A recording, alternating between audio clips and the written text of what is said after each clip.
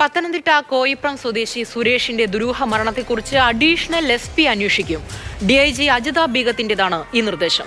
തൂങ്ങി മരിച്ച നിലയിൽ കണ്ടെത്തിയ സുരേഷിന്റെ വാരിയെല്ലുകളിൽ 4 എണ്ണത്തിന് പൊട്ടലുണ്ടായിരുന്നു എന്ന് പോസ്റ്റ്മോർട്ടത്തിൽ കണ്ടെത്തിയിരുന്നു. കഞ്ചാവ് കേസിൽ കോയിപ്രം പോലീസ് വിട്ടയച്ചതിന് പിന്നാലെയായിരുന്നു ഇയാളെ തൂങ്ങി മരിച്ച നിലയിൽ കണ്ടെത്തിയത്.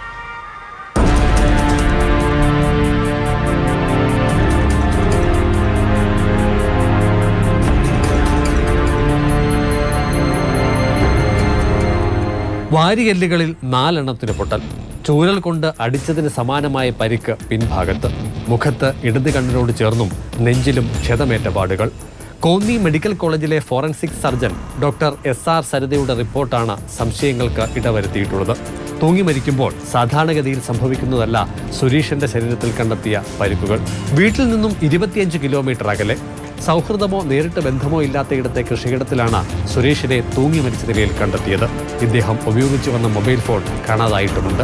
മാർച്ച് 20 വൈകുന്നേരം വരയന്നൂരിലെത്തിയ 3 പേർ ചേർന്ന് സുരേഷിനെ വീട്ടിൽ നിന്നും കൂട്ടിക്കൊണ്ടുപോയി എന്ന വിവരം കോയിപ്പുറം പോലീസ് സ്ഥിരീകരിക്കുന്നു. പക്ഷേ ഇവർ ആരാണ് എന്നതിൽ വ്യക്തത വന്നിട്ടില്ല.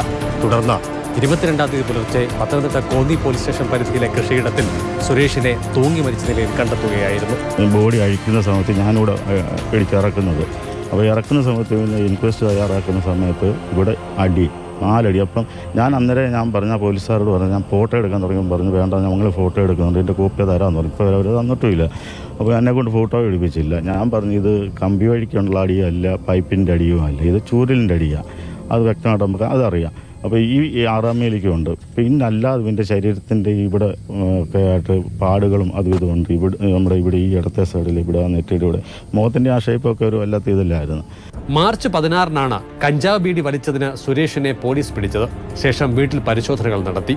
തൊട്ടടുത്ത ദിവസം ഹാജരാക്കാൻ നിർദ്ദേശിച്ച് പറഞ്ഞയച്ചു. എന്നാൽ ഇരുചക്ര വാഹനം വിട്ടുകൊടുത്തിരുന്നില്ല. ചോദ്യം ചെയ്യലിന് ഹാജരായി മടങ്ങിയ സുരേഷിനെ കുറിച്ച് പിന്നീടൊന്നും അറിയില്ല എന്നാണ് കോയിപ്പുറം പോലീസ് പറയുന്നത്. അവനെ കൊണ്ടുപോയ യൂണിഫോമില്ല. അതല്ലേ എനിക്ക് സംശയം. പോലീസ് സ്റ്റേഷനിൽ പോയി ഞാൻ തിരക്കിയത്. ഒടുവിൽ എന്നോട് ചോദിച്ചു ആരെയും അമ്മച്ചി ചോദിക്കുന്നേ. ഞാൻ പറഞ്ഞു ബാബു സുരേഷിനെ നിങ്ങൾ ഇന്നലെ വന്നുകൊണ്ട് അപ്പോഴവരറിയുന്നത് പോലും. കഞ്ചാവ് കേസിൽ പിടിച്ച തന്നെ പോലീസ് തല്ലിയെന്ന് ഡ്രൈവിംഗ് ജോലിക്കായി പോയ വീട്ടിലെ ആളിനോട് സുരേഷ് പറഞ്ഞതായി ബന്ധുക്കൾ ആരോപിക്കുന്നുണ്ട്. എന്നാൽ പോലീസ് ഇത് നിഷേധിച്ചു.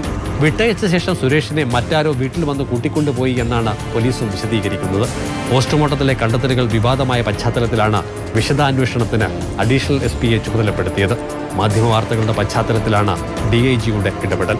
മരിച്ച സുരേഷ് വിവാഹിതനും 3 കുട്ടികളുടെ പിതാവുമാണ്. എന്നാൽ കുടുംബ പ്രശ്നങ്ങളെ തുടർന്ന് അകന്നു കഴിഞ്ഞു വരികയായിരുന്നു.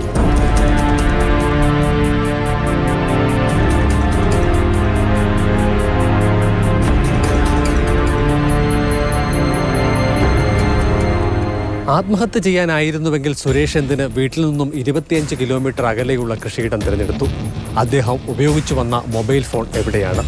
മാർച്ച് 20 വൈകുന്നേരം വരയന്നൂരിലെ വീട്ടിലെത്തി സുരേഷിനെ കൊണ്ടുപോയവർ ആരെന്ന് വ്യക്തമായാൽ സർവ്വതിനുമുള്ള ഉത്തരം കിട്ടും. ക്യാമറമാൻ ജയചന്ദ്രൻ പുല്ലമ്പാറയ്ക്കൊപ്പം CK അഭിലാൽ, മാതൃഭൂമി.